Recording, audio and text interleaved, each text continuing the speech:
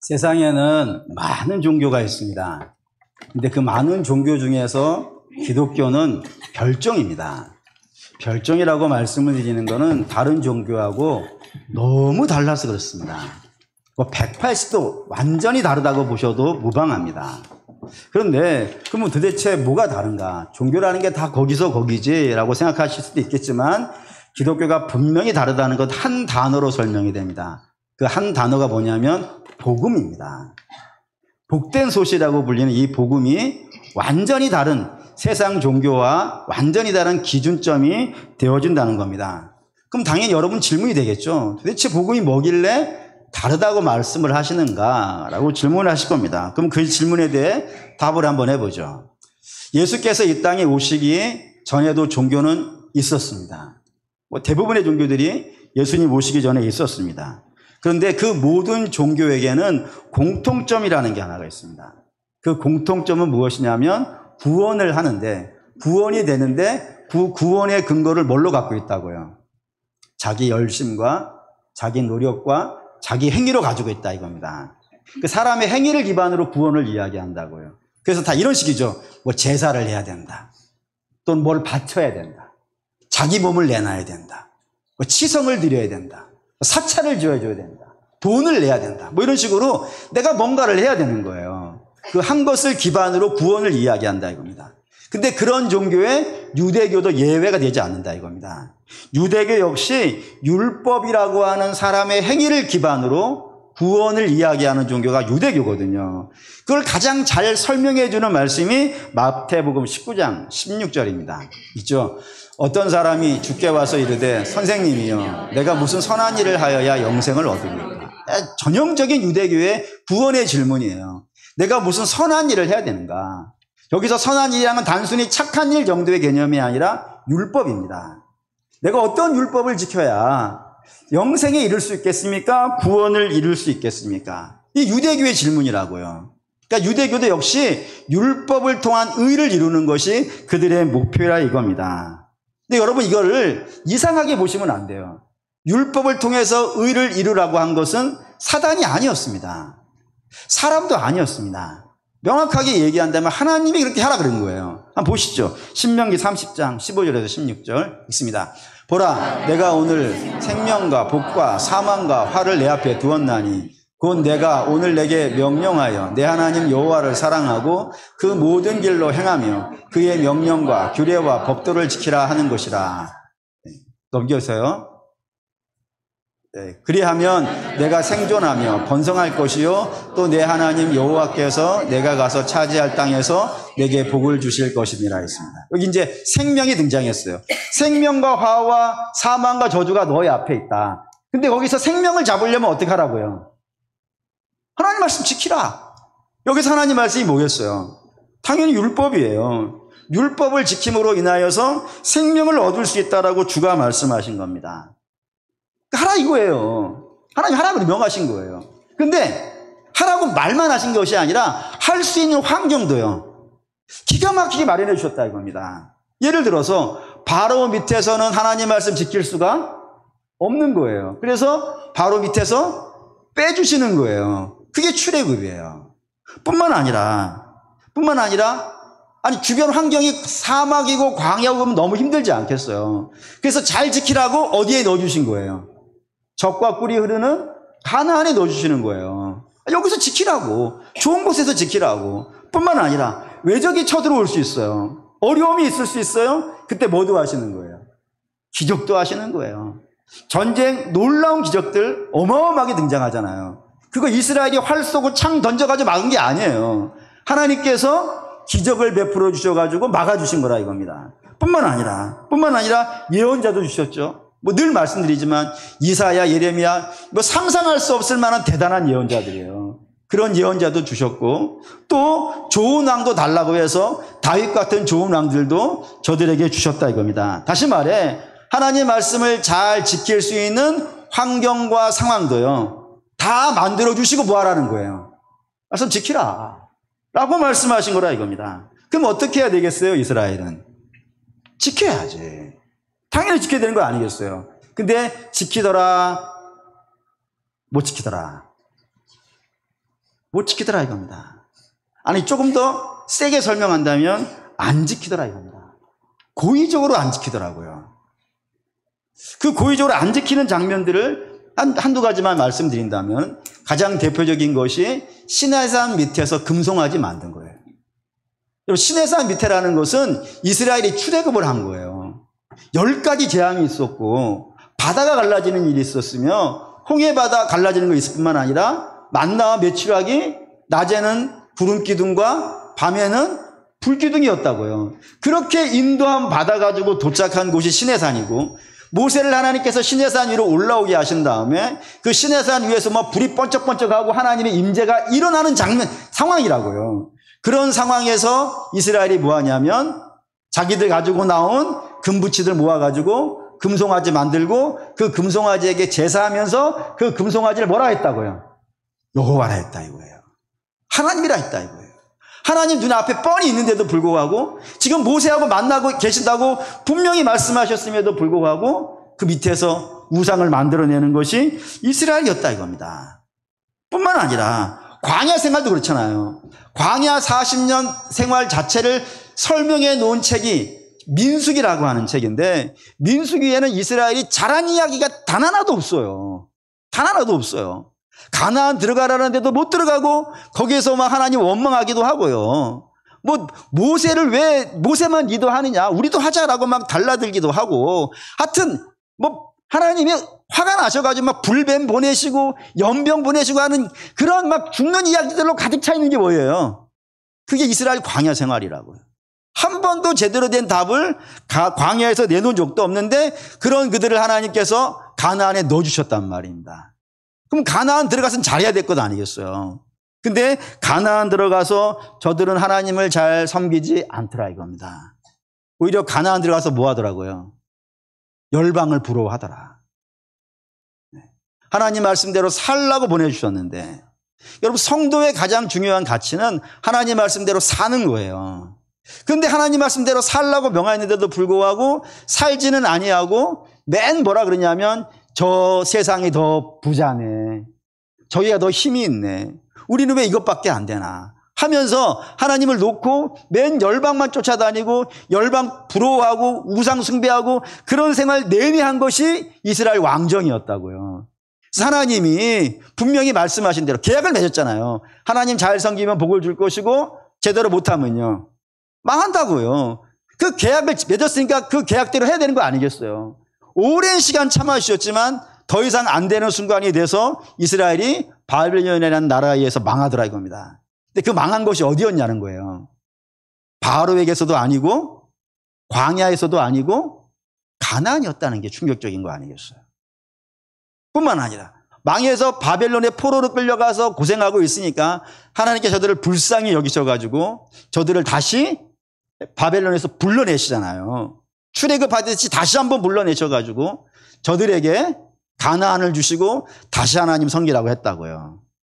그러면 이거 은혜지 않습니까? 광야 당연히 제대로 못했지만 바벨론에서도 제대로 못했거든요. 제대로 못한 저들을 다시 불러다가 하나님의 은혜로 다시 성전 짓고 예루살렘 성 짓고 믿음으로 살 수 있도록 해줬으니 잘해야 마땅할 텐데 그들의 그 가나안에서 가나안으로 돌아온 이후의 삶을 성경에 이렇게 써놨단 말이에요. 네, 말라기 1장 2절 읽겠습니다. 여호와께서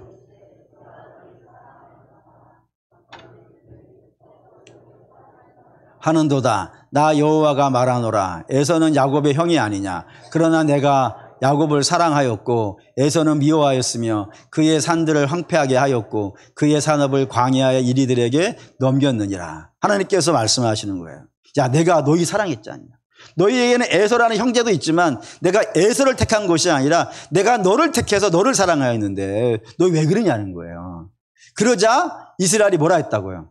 저게 바벨론에서 돌아온 이스라엘이에요. 그들이 뭐라 그러냐면 하나님 도대체 하나님께서 우리를 언제 사랑하셨습니까? 라고 부르는 거예요. 뭐 때문에 그랬을까요? 네. 자기들이 세상보다 좀 가난하다고. 나를 구원해 주신 하나님은 이해하지 못하고 열방들은 막 로마라는 나라든 뭐 그리스라는 나라 뭐 이렇게 어마어마하게 사는데 안 믿는 자들은 막 부자 되고 막 힘 있고 그러는데 우리는 왜 이것밖에 안 됩니까? 하나님 우리 안 사랑해서 그런 거 아닙니까? 라고 하면서 세상의 가치를 가지고 하나님을 평가하는 그런 일들이 발생이 되어졌다 이겁니다. 그런 모습이 되어졌다 이거예요. 그래서 하나님 이들이 돌아왔음에도 불구하고 이런 모습이라면은 우리 중요한 결론을 하나 내릴 수 있어요. 그게 뭐냐면 이스라엘은 하나님께서 말씀을 지키라 명령하시고 말씀을 지킬 수 있는 환경과 상황을 다 만들어 줬음에도 불구하고 말씀을 지키더라 안 지키더라 안 지키더라 이겁니다. 한 번 해서 안 됐는데 두 번 했다는 건 반복 아니겠어요. 반복했음에도 불구하고 안 되더라 이겁니다. 그럼 안 되는 거예요 여러분. 근데 이 안 되는 게 왜 중요하냐면은 자꾸 이야기를 왜 하냐면은 이 이스라엘이 안 되는 이야기를 이스라엘의 이야기로 보시면 안 된다는 거예요 여러분. 우리 이야기를 보셔야 된다 이거예요.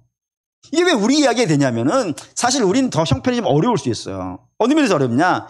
이스라엘은 아무것도 없던 백성이에요. 저 노예살이 하고 있으니까 아무것도 없잖아요.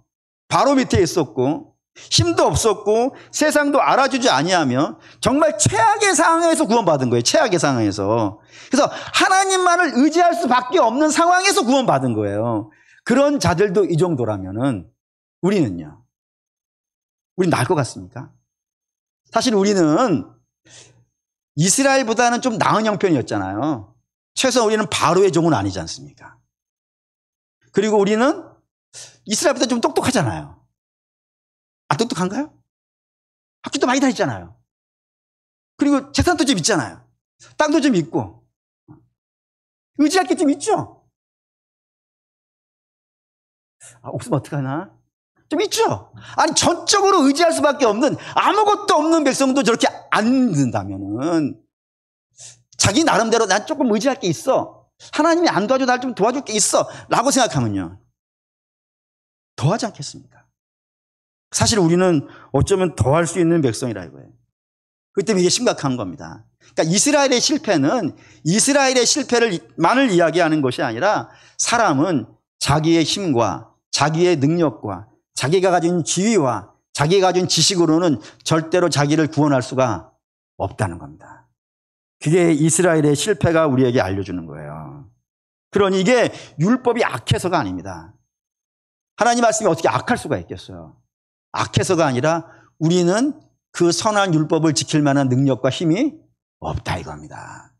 그거를 이야기해 주는 게 구약이에요. 그래서 여러분 구약을 읽으셨다면은 아유 기적 있네, 바다가 갈라지네, 그런 정도만 보시고 하시면 단편적인 사건만 보고 오신 것이고 전체 구약이 이야기해 주는 단 하나는 사람은 자기 스스로 하나님 말씀을 지킬 수가 없더라 이겁니다.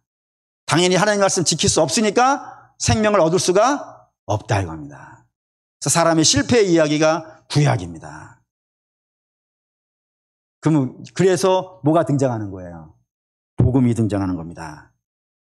복음이 왜 나오느냐? 오늘 저와 여러분이 읽은 본문에는 복음을 설명하는 두 단어가 등장해요. 그리고 여러분은 반드시 이 두 단어를 가지고 복음이 이런 거구나라고 여러분의 마음속에 이미지화 시켜야 됩니다. 이게 가장 쉬운 방법이니까 이 두 가지 단어를 꼭 기억하시면서 아, 복음은 이런 거야 라는 것을 이미지를 분명히 가져주셨으면 좋겠어요. 그 첫 번째가 13절 보시죠. 읽겠습니다. 누구든지 주의 이름을 부르는 자는 구원을 받으리라 했습니다. 이거 지난주에 읽었던 말씀인데 지난주 이렇게 말씀드렸어요. 이 말씀의 포인트는 부르는 자가 아니고 뭐라고요?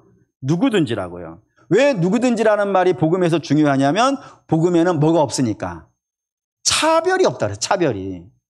큰 자나 작은 자나 노인이나 청년이나 가진 자나 못 가진 자나 주인이나 종이나 그리고 뭐 피부 색깔이 어떻든지 어느 나라 사람이든지 그런 어떠한 차별도 복음에는요 존재하지 않는다는 의미에서 누구든지라 그랬다 이겁니다. 그 왜 누구든지여야 될까요? 당연히 사람은 자기의 힘으로 구원을 이룰 수 없어요. 어느 누구든지. 그래서 그 구원을 누가 이룬다고요? 하나님이 이루신다는 겁니다. 왜냐하면 사람은 죄인이라. 아, 이게 정말 중요한 표현인데. 아, 이걸 정말 사람은 죄인이라. 그래서 여러분 이런 걸 말씀드렸어요. 죄인을 범법 행위로 자꾸 이렇게 작게 만들지 마시라고. 죄인이라는 건 당연히 범법 행위도 포함이 되지만 성경이 말하는 죄인은 좀 더 큰 범위라고요. 그래서 그 큰 범위가 뭐라 그랬냐면 하나님과 단절이라고. 하나님과의 단절이라는 것은 스스로 설 수가 없다는 거란 말이에요. 그래서 이 말씀을 여러분에게 말씀드렸어요. 뭐 매번 보는 거지만 또 봅시다. 2장 7절 창세기 있습니다. 여호와 하나님이 땅의 흙으로 사람을 지으시고 생기를 그 코에 불어넣으시니 사람이 생명이 된지라. 사람의 처음 모습을 뭐라 했다고요? 흙이라 했다. 흙은 서지 못하는 거예요, 여러분. 흙은 생명이 아니라고요. 생명이 되어지려면 반드시 뭐가 있어야 되는 거예요?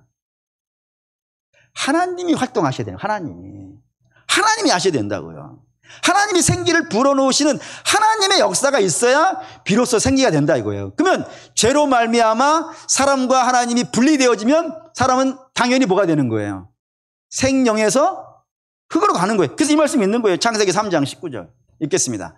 내가 흙으로 돌아갈 때까지 얼굴에 땀을 흘려야 먹을 것을 먹으리니 내가 그곳에서 취함을 입었음이라. 너는 흙이니 흙으로 돌아갈 것이니라 하시니라. 흙으로 돌아가는 거예요.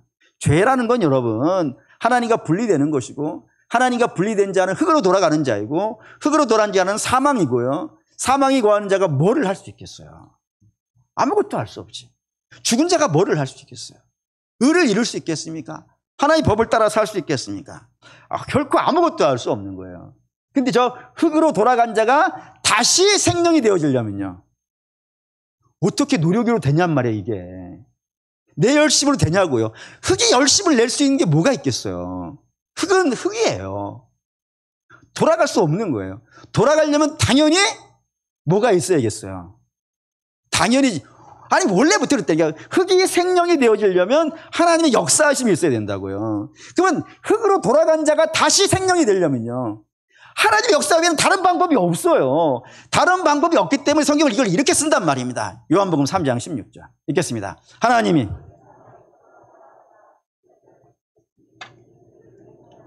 멸망치 않고 영생을 얻게 하려 하십니다. 왜 이 말씀이 등장하는지 아시겠죠? 저 세상이라는 것을 이 자리에다가 여러분의 이름을 넣으셔도 되고 우리가 오늘 읽었듯이 죄인이라고 읽어도 되고 또 읽었듯이 흙이라고 읽어도 돼요. 하나님께서 이 흙을 어디로 보내고 싶으시냐면 원래는 멸망에 있는 자인데 멸망에 있는 자를 어디로 보내고 싶다고요? 영생으로 보내고 싶다고요. 누가 그런 의지를 갖고 있다고요? 왜 하나님이 의지를 가지셔야 되는 거예요?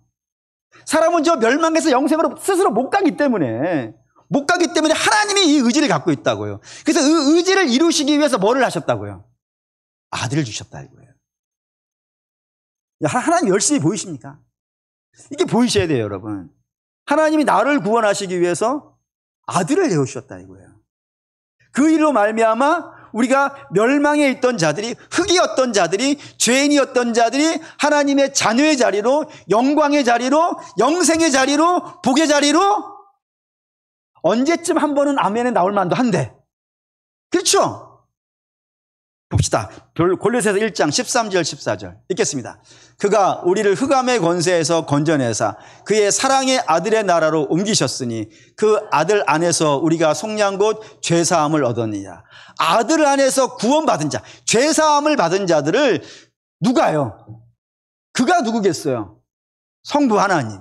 성부 하나님께서 흑암의 권세에 갇혀있는 자들을 아들의 피로 죄사함을 하여서 저들을 어디로 옮기셔버렸다고요?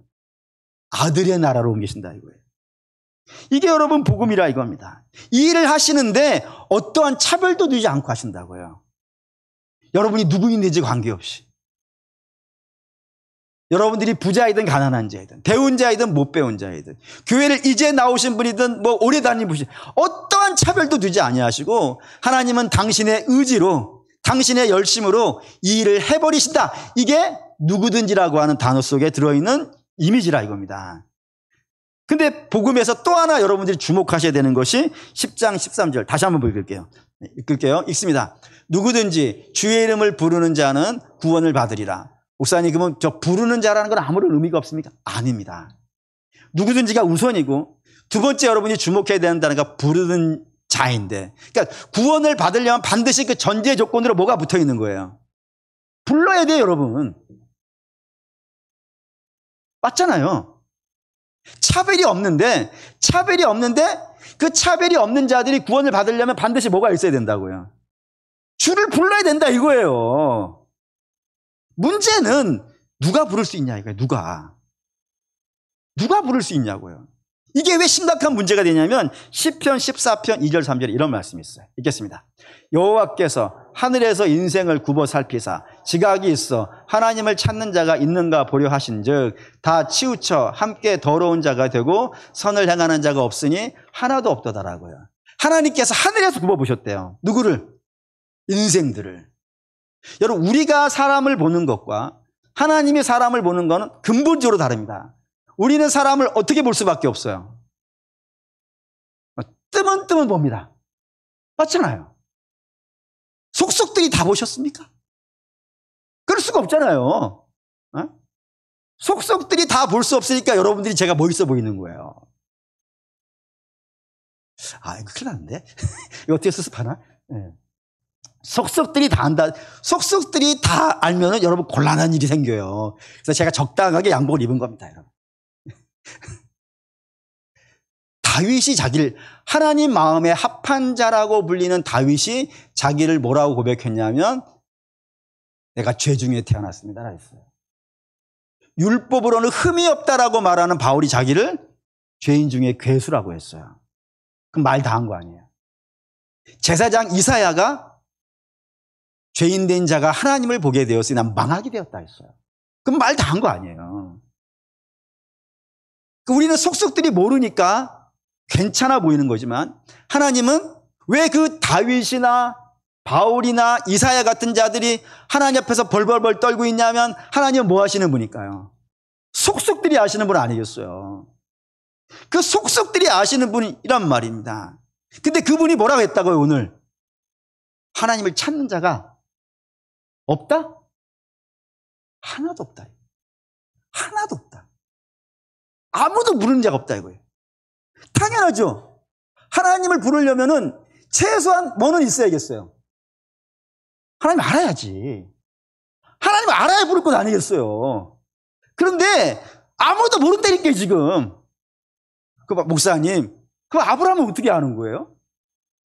라고 물으실 수 있어요. 여러분 분명히 아셔야 돼요. 아브라함은 어느 시대 사람이냐면 바벨탑 세대 사람이에요. 바벨탑 세대의 사람이란 건 이런 거예요. 처음에 사람들이 있었어요. 근데 그 사람들이 하나님께 범죄하여서 홍수 심판으로 다 죽었어요. 그리고 딱 한 가정이 살아남았어요. 그 가정이 노아의 가정이 8명이었습니다. 그 8명이 낳은 자식들이 바벨탑을 쌓은 거예요, 여러분. 웃기지 않습니까? 자기 눈으로 심판받는 걸 본 자들이 바벨탑을 쌓아서 하나님께 반역을 하는 거예요. 그래서 하나님 뭐 하십니까? 그 바벨탑 쌓은 자들을 쫓아내버리신 거예요. 흩어버리신 거예요. 그래서 하나님과 완전히 단절된 거예요. 완전히 단절된 세대가 누구라고요? 그게 아브라함이에요. 그렇기 때문에 아브라함의 가정은 대대손손 뭐하고 살고 있었어요? 우상을 섬기고 강 건너편에서 우상 섬기던 자였다고요. 그런 자가 어떻게 하나님을 안 거예요, 여러분? 창세기 12장 1절이죠. 읽겠습니다. 여호와께서 아브라함에게 이르시되 너는 너의 고향과 친척과 아버지의 집을 떠나 내가 내게 보여줄 땅으로 가라. 내가 너로 큰 민족을 이루고 내게 복을 주어 내 이름을 창대하게 하리니 너는 복이 될지라. 이게 우리말 성경이 가지고 있는 굉장히 약점이 우리나라 여러분 언어라는 것은 훌륭한 고급 언어일수록 뭐를 많이 하는 줄 아십니까? 고급 언어일수록 생략을 많이 해요. 왜냐하면 다 알아들으니까. 그래서 우리나라 말도 최고로 고급 언어는 전라도 말이에요. 왜? 거시기로 다 끝내잖아요. 최고급 언어여서 그래요. 그러니까 생략을 많이 시켜. 우리나라 말이 고급 언어라는 게 생략을 많이 시키는데 외국어는 사실 고급 언어라고 보기에는 어려워요. 생략을 거의 안 시켜요. 당연히 히브리어도 그렇고 영어도 그렇고 저 1장 2절에 전부 뭐라고 그러냐면 I라고 나와요. 내가 지명하는 곳으로 가. 내가 너에게 복을 줄 것이고 내가 너를 인도할 것이고 내가 너에게 복을 줄 거야. 다 내가라는 게 붙어 있어요. 거기 내가 누구예요? 하나님이에요. 그러니까 아브라함이 하나님을 알 수 있었던 것은 아브라함이 스스로 돌을 깨쳐가지고 아는 것이 아니라 하나님이 그에게 찾아간 거예요. 찾아가서 부르신 거란 말이에요. 그러지 아니하면 그는 뭐하고 있을 테니까? 우상 섬기고 있을 테니까. 출애굽 이스라엘도 마찬가지입니다. 출애굽 이스라엘 바로 밑에서 편안하게 사는 게 아닙니다. 너무너무 어렵게 살았어요.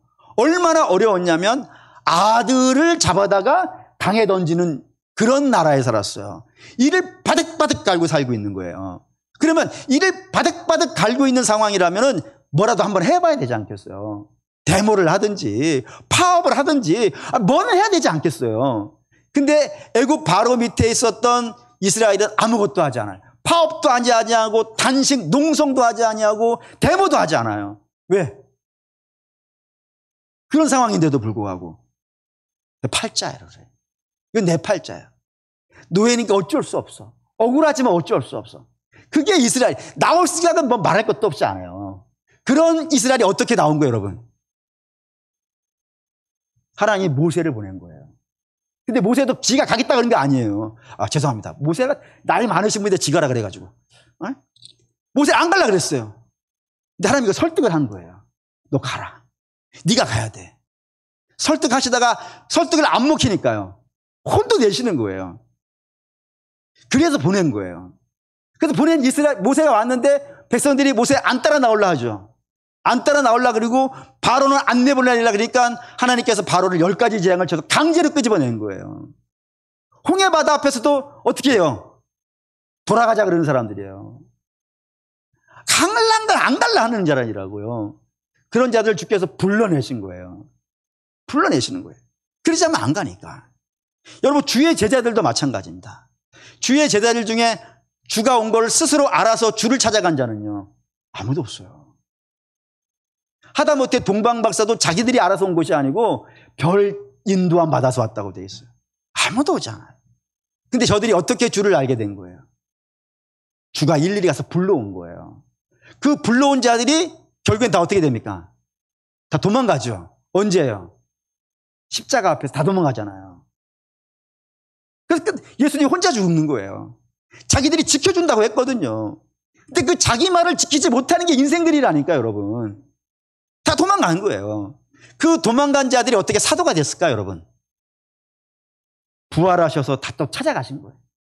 찾아가셔서 부르시고, 심지어는 이것도 하세요. 고기도 구워주시고, 밥도 주시고, 떡도 먹이시고, 밥이나 떡이나 마찬가지인가? 그렇게 하기도 하시고, 그리고 40일간 함께 있으면서 구멍 뚫린 손바닥과 옆구리 구멍 뚫린 걸 만지게 하시면서 뭐라 그러세요? 너희들 믿음 없는 자가 되면 안 돼. 너희들 믿음 없는 자가 되면 안 돼. 꼭 믿음 있는 자가 돼야 돼. 부탁하시고 성령이 올 때까지 너희 꼭 있어. 딴 데 가지 마. 라고 권면하시고 그 제자들 앞에서 하늘로 올라가시고 성령 부으셔서 비로소 저들이 사도가 된 거예요. 그렇지 아니하면요. 하나님의 열심이 아니었으면 이 제자들도 다른 백성들과 똑같은 모습으로 살 수밖에 없는 자들이라 이겁니다. 이거는 사도들만 그런 게 아니라 우리도 마찬가지 아니겠어요. 우리 민족도 하나님 아는 자들이 아닙니다. 우리는 하나님 모르는 자들이잖아요. 원래부터가. 그렇지 않습니까? 그래서 뭐를 신으로 섬겼냐면 뭐 옥황상제 뭐 이런 애들이라 그랬나?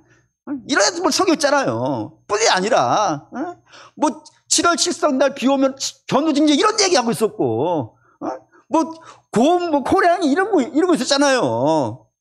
재미있는 얘기 할까요? 평양에 선교사 편지에 이런 거 써 있어요. 평양에 마마가 내려오기 시작. 북쪽에서부터. 마마 아시죠? 네. 천년두인가 그게? 네. 마마가 내려오고 있었어요. 그랬더니 평양 감사가 있는데 이 평양 감사라 그러면 굉장히 높은 직종이거든요. 이 평양 감사가 뭐였냐면은 평양 앞에다가 구렁을 팠어요. 왜 구렁을 팠냐면 마마 오다 빠져 죽으라고. 과거 시험 합격한 사람들이 그러고 살았어요. 여러분 이게 다른 얘기가 아니라 지금도 그래요. 그 대단하다고 똑똑하다는 사람들이 돼지머리 앞에가 절하잖아요. 그런 사람들이에요. 근데 그런 사람들이 어떻게 하나님을 믿게 된 거예요? 뭐 계룡산에 가서 30년간 돛 닦으시고 내려오셔가지고 예수 선포했습니까? 아니지 않습니까? 우리가 어떻게 예수를 믿게 됐냐면은 하나님께서 누굴 보내신 거예요. 가장 먼저는 예수를 보내셨고 그리고 때가 참에 이 땅에 복음을 든 예수의 이름을 아는 자들을 하나님께서 막 보내신 거예요. 여러분 아시는 분은 아시겠지만 우리나라에 들어온 선교사들은 조선이라는 땅이 있는지도 몰랐어요. 다 어디를 목표로 삼고 있었던 사람들이냐면 청나라나 일본이었어요. 청나라나 일본은 세계가 알고 있는 나라이기 때문에 왜 조용한 아침의 나라라는 거 여러분 좋은 얘기가 아니에요. 모르는 나라라는 거예요. 모르는 나라. 아무도 모르는 나라였다고요. 미지의 세계. 근데 그들에게 하나님께서 조선이라는 땅을 알게 하신 거예요. 조선이라는 땅을 알게 하셔가지고 그 가슴에 막 불이 붙었대요. 불이 붙었다. 나 조선으로 가야 된다고. 조선으로 가야 된다고. 그래서 제가 여러분이 한번 꼭 부탁드린 적 있죠. 서울 가시면 합정동 가셔야 되고 합정동 양화대교 가셔야 되고 양화대교 밑에 가면 외국인 선교사 묘지가 있고 그 선교사 묘지 제일 구석에 가면 요만한 비석들이 쫙 깔려 있어요. 그 조그만한 비석들이 전부 뭐냐면 선교사들이 자기 자식 죽인 거예요. 거기서. 자기 자식 묻으면서 이 땅에 있었다니까요. 뭐 때문에? 예수를 모르는 사람들에게 예수를 전해줘야 되거든요. 알아야 믿으니까. 그래서 이런 방이 있어요. 이거 봅시다. 이걸 사도 바울이 이렇게 설명했어요. 로마서 10장 14절 15절 읽겠습니다. 그런즉 그들이 믿지 아니하는 일을 어찌 부르리요? 듣지도 못한 일을 어찌 믿으리요? 전파하는 자가 없이 어찌 들으리요? 보내심을 받지 아니하였으면 어찌 전파하리요? 기록된 바 아름답도다. 좋은 소식을 전하는 자들의 발휘함과 같으니라 했습니다. 주를 불러야 구원을 받는데 알지도 못하는데 어떻게 부르느냐? 그런데 어떻게 너희가 알았다 이거예요? 어떻게 알은 거예요? 주께서 보내셨다고요. 봅시다. 이게 로마서 10장 17절 이런 말씀이 있어요. 있습니다. 그러므로 믿음은 들음에서 나며 들음은 그리스도의 말씀을 말미암이라. 믿음 어떻게 났다고요? 들었다 이거예요. 어떻게 들었냐고요? 모르는 자는 어떻게 들어요? 하나님께서 누구를 보내신 거예요. 자꾸 보내신 거예요. 자꾸 보내셔서 저들로 하여금 주를 알게 했다고요. 그러니 보낸 자가 있지 않겠냐. 너희가 누군가에게 들었다 그러면은 그 보낸 자는 어떻게 왔냐. 지가 알아서 온 자가 어딨냐. 주가 저들을 다 보냈다. 보내서 너희에게 알았다. 그러니 너희에게 복음을 전해주기 위해서 온 자들, 그들의 발걸음이 어떻다고요? 아름답다. 왜? 저들이 온 것은 자기들의 의지로 온 것이 아니고 자기들이 오고 싶어 온 것이 아니고 하나님께서 그 사람들을 뭐 때문에?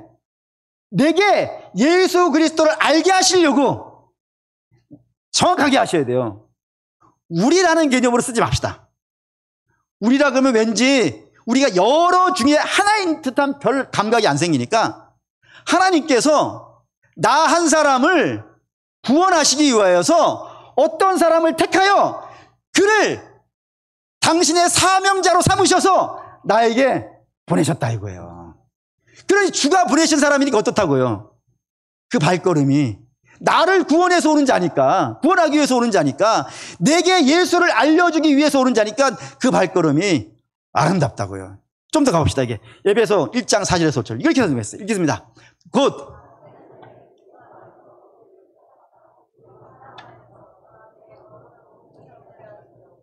그 기쁘신 뜻대로 우리를 예정하사 예수 그리스도로 말미암아 자기의 아들들이 되게 하셨으니. 이게 놀라운 표현이에요. 여기에도 주어가 있어요. 주어를 많이 뺐는데 우리는 여기 주어 있어요. 주어가 뭐겠어요? 하나님. 창세전에 하나님께서 나를 예정하셨다고요. 뭐 하시려고요? 구원하시려고. 그래서 예정하셨는데 그 예정을 이루시기 위해서, 그 뜻을 이루기 위해서 아버지의 때가 됐을 때 먼저 누구를 보내셨다고요? 아들을 보내셨다고요. 그 아들의 피로 말미암아 우리가 죄 씻음을 받았고 그 죄 씻음 받은 백성들을 구원하시려고 오늘 당신의 종들을 보내시는 거예요. 계속 보내시는 거예요. 보내셔서 예수 그리스도를 알게 하셨다고요. 그래서 구원받았다 이겁니다. 다시 말해 이 구원이라고 하는 것은, 기독교의 구원이라는 건 우리가 맨 앞에 세상의 모든 종교의 구원은 누구의 열심이라고요? 나의 열심. 내가 뭐를 해야 되는 거예요. 근데 그렇게 해서 안 되는 거 우리가 알잖아요, 여러분. 사실 저와 여러분이 알지 않습니까? 사람이 안 되는 거. 작심삼일한 말이 우리나라 말만 있는 게 아니에요. 안 되는 거 알아요. 끊임없이 안 돼요. 근데 안 되는 자들을 구원하시려고 하나님께서 아들을 통하여 구원하시고 우리에게 믿음의 사람들, 예수의 이름을 알게 하는 사람들을 보내셔서 이 일을 구원해 내셨다 이겁니다. 그러니 이 일이 실패하겠습니까? 성공하겠습니까? 실패할 수가 없죠. 하나님이 창세전에 예비하시고 아들의 피로 구원하셨다면서요. 그럼 이건 실패할 수 없어요. 목사님, 제가 그걸 거부해도, 싫다고 거부해도 실패 안 할까요? 네, 맞습니다. 실패할 수 없습니다. 그럼 하나님이 여러분에게 진 거잖아요. 하나님의 계획이 나의 의지에 무릎 꿇린 거잖아요. 그럴 수 없어요. 하나님은 또 보내실 겁니다. 여러분이 도망가시면은 또 보내실 겁니다. 선교학에 이런 표현이 있어요. 한 사람이 예수를 믿기 위해서 하나님은 20명을 보낸다. 20명의 눈물 나는 기도와 눈물 나는 전도를 통해서 한 사람이 태어나는 겁니다. 그 평균이니까 더 될 수도 있겠죠. 그런 일을 누가 하신다고요? 하나님이 하신다고요. 그래도 안 오면요, 하나님 더 센 방법을 쓰실 거예요. 모든 것이 합력하여 선을 이룬다는 것 속에는 모든 것이 정말로 모든 것이에요. 때로는 어려움도 있어요. 그 어려움 통해서 예수 믿는 사람들 우리 주변에 보지 않습니까? 그 일도 하신 거예요. 때로는 하나님이 너무 사랑하는 사람이 있어요. 하나님 보시기에 눈에 넣어도 아깝지 않은 사람들이 있어요. 근데 그런 사람들에게 십자가를 맡겨요. 네가 좀 이거를 져달라 해가지고 그 연약한 자들이 어려움 속에서 몸부림치며 기도하는 그 장면을 누군가를 보게 하면서 그 보는 걸 통해 나오게 하시는 분들도 있어요. 그 하나하나가 다 아름다운 겁니다. 하나님의 역사이기 때문에 그렇습니다. 다시 말해 기독교의 구원은 우리의 의지가 아니에요. 그러니 지혜로운 사람은 어떻게 하는 게 낫겠어요? 도망가지 않는 겁니다. 어차피 붙잡혀 올 건데 시간만 낭비하고 세월만 허비하다가 오면 무슨 의미가 있겠어요? 물론 그것도 의미는 있지. 근데 세월 허비하지 않고 주가 부르실 때 아멘하고 응답하는 게 제일 낫지 않겠습니까? 결론을 읽으러 합시다. 이사야 9장 6절에 7절 읽겠습니다. 이는 한 아기가 우리에게서 낳고 한 아들을 우리에게 주신 바 되었는데 그의 어깨에는 정사를 메었고 그의 이름은 기묘자라 모사라 전능하신 하나님이라 영존하시는 아버지라 평강의 왕이라 할 것임이라. 그 정사와 평강의 더함이 무궁하며 또 다윗의 왕자와 그의 나라에 군림하여 그 나라를 굳게 세우고 지금 이후로 영원히 정의와 공의로 그것을 보존하실 것이라. 만군의 여호와의 열심히 이 일을 이루시리라. 아들을 보내셔서, 한 아들을 우리에게 보내셔서 우리의 죄를 씻고 우리를 구원하시는 일을 반드시 하나님이 하시겠다 이겁니다. 그거를 당신의 열심이라 그랬어요. 그 열심으로 해내시겠다. 그리고 사랑하는 믿음의 성도 여러분, 기독교의 구원은 우리의 의지가 아닙니다. 여러분이 잘났든 못났든 하나님의 구원의 변수가 아닙니다. 하나님은 반드시 우리 아무리 못났다 하더라도 우리를 차별하지 않고 구원하실 것이고 그 나를 향한 열심으로 구원해 내시고야 말 거예요. 그러니 사랑하는 믿음의 성도 여러분, 바라고 원하는데 그 하나님의 이걸 사랑인데 이 설교 왜 했냐면은 지난주에 어떤 분이 제게 물었어요. 하나님의 사랑이 뭐냐고. 만져지냐고. 하나님의 사랑을 막 조롱을 하는 거예요. 혹시 여러분에게도 그런 분이 있을까 싶어서. 하나님 우리를 사랑한다는데 도대체 뭐를 사랑이라고 하는가. 성경 오늘 분명히 얘기하는 거예요. 잘났든 못났든 차별하지 않는다 나는 너희를. 그리고 너희를 구원하기 위해 난 아들을 죽인다. 반드시 내가 너희를 내 열심으로 구원해낸다. 이게 하나님의 사랑이라고 성경이 우리에게 알려주고 있는 겁니다. 고로 사랑하는 믿음의 성도 여러분, 제가 이 아침에 여러분에게 부탁드리는 거, 이 사랑을 제가 전하는 이 메시지 정도의 의미로 아니라 실제로 여러분들이 이 가을에 온몸으로 느끼실 수 있다면 너무 좋겠어요. 너무 좋겠어요. 주가에서 나를 얼마나 사랑하시는지, 얼마나 사랑하시길래 나하고 저 사람하고 차별하지 않는가. 그냥 직구로 하죠.